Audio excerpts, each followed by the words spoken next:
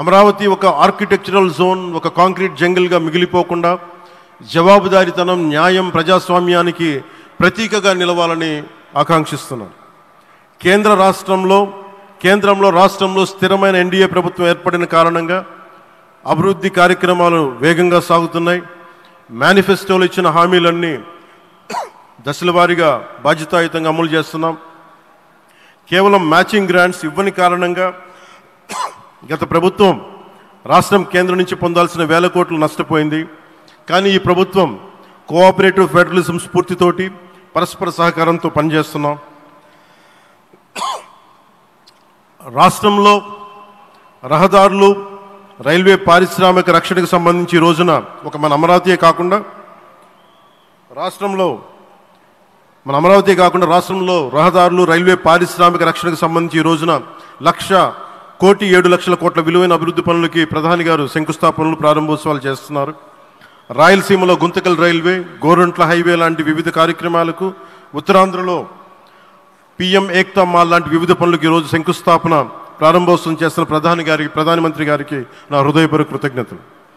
నేను అవనిగడ్డ ఎన్నికల ప్రచారంలో హామీ ఇచ్చిన దానికి అనుగుణంగా మనందరి ఆశలు మనకి ఆశించిన విధంగా నాగాయలంకలో మిస్సైల్ టెస్ట్ రేంజ్కి ప్రధానమంత్రి గారు ఈ రోజున శంకుస్థాపన జరగడం నాకు చాలా సంతోషంగా ఉంది. Now with Honorable Prime Minister Sri Modi ji and Honorable CM Sri Chandrababu Naidu garu, and together again Amravati will surely become a world-class capital, a 360-degree growth engine for all of Andhra Pradesh. Our youth will no longer have to leave for Bangalore, Chennai or Hyderabad. Soon Andhra Pradesh will create jobs for our people and attract talent from across the nation and the world. దీనికి అమరావతికి ప్రత్యేకించి ఒక వ్యక్తిని మనం స్మరించుకోవాలి. రాళ్లల్లో, రప్పల్లో ఒక మహానగరాన్ని చూసిన వ్యక్తి, ఒక 20 సంవత్సరాలు ముందుకెళ్ళి చూసిన వ్యక్తి. అలాంటి నాయకులు మనందరం కోరుకున్నట్టుగా ఆయన వెనంటే ఆయన ఉండాలి, ముఖ్యమంత్రిగా ఉండాలి అని మేము ఆశించిన విధంగా ఆయన ముఖ్యమంత్రి అయ్యారు. ఆయన సైబరాబాద్ అనే సిటీని ఎలా నిర్మించారో, ఎంత అద్భుతంగా రూపకల్పన చేశారో, అమరావతి అనే ఈ క్యాపిటల్ని కూడా ఆయన అపారమైన అనుభవంతో, ఆయన దక్షతతోటి, ఆయన గవర్నెన్స్ కేపబిలిటీ తోటి, అడ్మినిస్ట్రేటివ్ కెపాసిటీ తోటి ఇది అద్భుతమైన మహానగరంగా తీర్చిదిద్దుతుంది. ఇది ఆంధ్రప్రదేశ్కే కాదు భారతదేశానికి తలమానికంగా అవుతుందని మనస్ఫూర్తిగా నేను ఆశిస్తున్నాను. అలాగే ప్రత్యేకించి ఈ రోజున మనం ప్రధానమంత్రి గారిని చాలా లోతుగా మనం అర్థం చేసుకోవాలి. ఈ రోజున కశ్మీర్లో దాదాపు 28 మందిని చంపేశారు.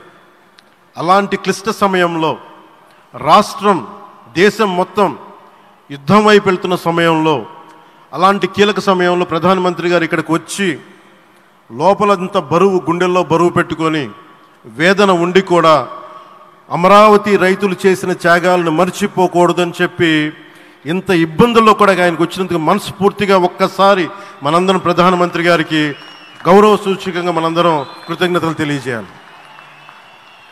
The Pahalgam terrorist attack has been one of the darkest days for the entire country. Even the blood was spilled in Kashmir. The blood spilled in Kashmir, it created tremors in the entire nation. And we had seen it personally, witnessed personally, the pain of the victims.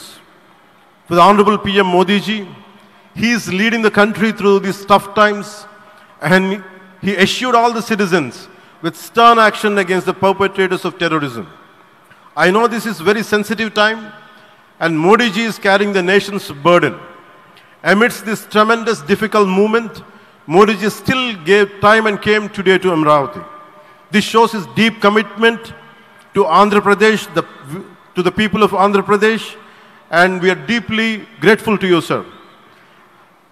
May Lord Bhavani, మన కనకదుర్గమ్మ ఆశీస్సులతోటి వారికి బలాన్ని ఇవ్వాలి, శక్తిని ఇవ్వాలి, మనందరం ప్రార్థిద్దాం. May Lord Bhavani Mata give immense strength to our Honorable Prime Minister Modi ji to lead our nation and bless Bharat, Andhra Pradesh and Amravati.